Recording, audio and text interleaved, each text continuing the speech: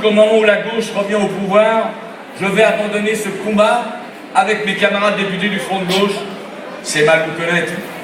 Chers amis, voici mes 8 engagements de travail dans la future Assemblée. Ils sont clairs et connus. Permettez-moi succinctement de les rappeler. Premièrement, relancer l'emploi et la filière industrielle. Deuxièmement, lutter contre la précarité des bas salaires. Il faut plus qu'un coup de pouce au SMIC. Il doit être porté à 1 700 €. Le CDI doit devenir la norme du contrat de travail pour mettre fin à la sécurité sociale qui touche notamment les plus jeunes, les femmes et même les quinquagénaires. Troisièmement, répartir autrement les richesses en mettant au pas la finance. Je continuerai à lutter pour l'instauration d'une taxe Tobin. Les transactions financières font des profits faramineux sur la terre. Quatrièmement, combattre les inégalités territoriales. À l'Assemblée, mon premier acte sera de déposer une nouvelle fois ma proposition de loi contre les discriminations territoriales. La gauche ne peut pas rester inactive devant cette injustice. Dans notre République, il est intolérable que des citoyens se voient refuser un travail ou un logement pour la simple raison qu'ils habitent une ville ou un quartier populaire. Il est impossible qu'ils aient moins accès aux services publics de l'éducation et de la santé.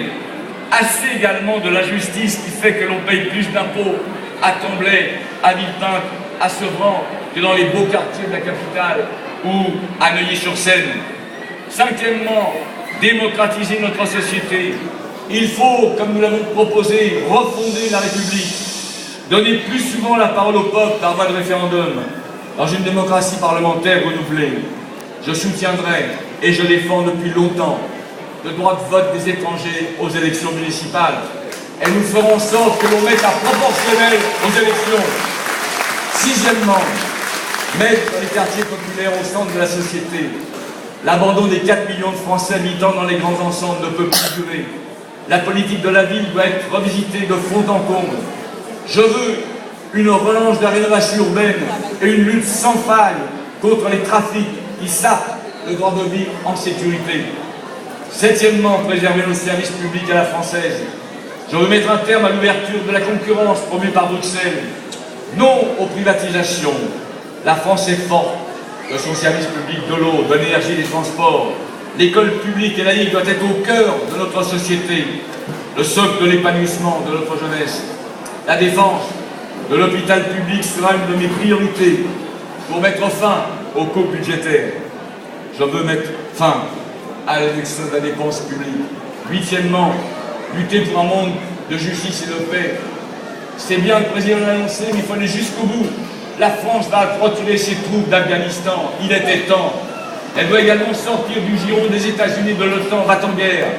Je continuerai à plaider pour la reconnaissance de la Palestine, pour que ce peuple merveilleux et combatif ait un État.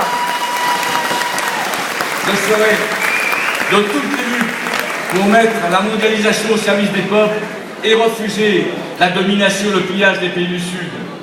Camarades et amis, devant l'offensive des marchés financiers de l'argent roi, il n'y a pas d'autre voie que le combat politique, économique et culturel. Alors, il faut le mener ensemble. Je vous parlais en introduction que le 10 juin va être crucial pour nos villes. Écoutez bien, il ne s'agit pas de dramatiser, mais d'avoir une conscience